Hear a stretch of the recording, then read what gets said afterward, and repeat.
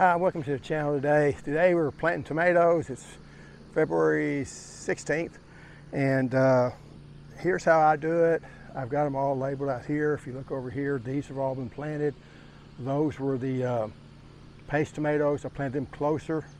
Started out at 18 inches. Next row I went to 2 foot, see which one works best. And then I did my determinate tomatoes. Now these are my indeterminate, and this one is Lemon Boy. I've got them all labeled here. And I've got this little tool that it's kind of like a hoary knife, but it's a little bit different. I really like it for digging. And I'm just digging up over the string. And I dig varying depths. This one looks like these are pretty. I don't want to go over that depth really, because then you start getting to your subsoil. It's not as nutrient and your bulk of your roots are low. These are PropTech trays. Now, I'm using this to pop them out, but honestly, like this in here, I can pop it out. Well, if they pop out easy, I'll go ahead and do it that way. If not, I'll just take this and poke it from the top. What I like about these trays, if you look at those roots, they're growing straight down. They're not growing in a circle, and I like that better. A lot of times I take off these the first leaves, just set it in the ground, take some soil, put over top of it. I'm planting deeper than what it is. I will have a little reservoir right here. And normally I do this later, but let me go ahead and grab my watering can and water them in. The reason you do that is you want to get rid of any voids that's in the where you put the one in. It also gets rid of the air. You see all the bubbles coming up, so you get the bubbles out. The bubbles will can create a cavern in there, and they can dry out the roots. And it's pretty easy, not much problem to it. And I just have to pull this stupid thing along. The only kind of bad thing about labeling your stuff first is then I gotta find them. Like this pink brandywine, or brandywine pink. I always want to say it the other way. I go and dig my hole.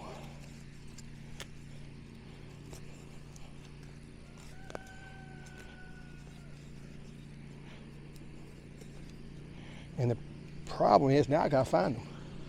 So brandywine pink is this section right here. So I'll go through here, and this is 1, 2, 3, 4, fifth one over. So 1, 2, 3, 4, 5. And I just look through it or try to find the one that I think is the best looking one. But so it usually happens to be in the middle for whatever reason. And just gingerly take them out. Again, you got the roots growing straight down. And that's really probably, I get a little deeper than that. And the reason you plant them deeper, you don't want these things to get flopped over or whatever. Like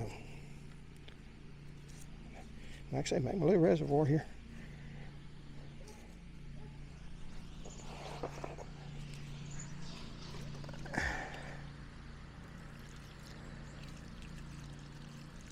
And we just got a rain, so we got plenty of moisture. But if you'll notice over here, you've got one area that's kind of low there.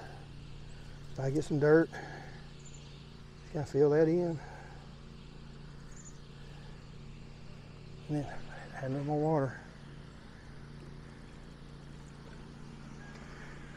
Now, let's go look. These I planted this morning, right before lunch. It's about 3 o'clock now. And like I say, in this first one, I've got a void there I need to cover up. See right in there? Not bad because the roots are over here. But these all look good. So far none of them are looking, real droopy or anything like that. There's not quite 100 here because, like I said, I put these 2 foot apart instead of 18 inches, so that's going to knock off a few, but almost 100 ones I'm planting here. Got them all labeled, just got to keep digging. And it takes a while. Now some people will try to put something over them, try to keep the wind off of them. I think they're going to be fine. They've been outside enough. If you saw this in here, this was just an extra one. So rather than having two growing up, I just popped this one out. A couple of them, they had two in the trays together, and I went ahead and kind of separated them. You can do that pretty easy on tomatoes, real easy on onions. But anyway, so y'all see how everything's going, and I'll give y'all an update here in a couple of days. Thanks for watching. See you next time. Goodbye.